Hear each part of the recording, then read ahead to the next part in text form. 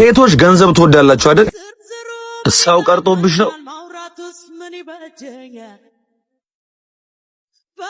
ጥላ ትፈልጊያለሽ?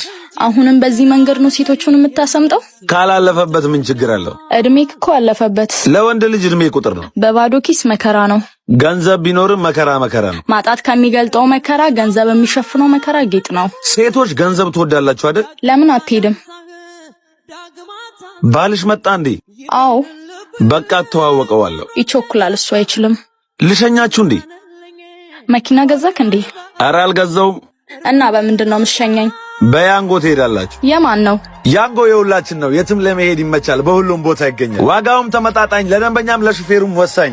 አፑን ካወረዳችሁ በኋላ በዚህ ፕሮሞ ኮድ ከተጠቀማችሁ በመጀመሪያ ትሪፓችሁ 30% ዲስካውንት ይኖረዋል። ታዲያ ያንጎ የኛ እንጂ የማን ነው ይባላል? አይባልም። ለጉዟችሁ ያንጎን ስትመርጡ እስከ 30% በተሻለ ዋጋ ብዙ መጓዝ ትችላላችሁ።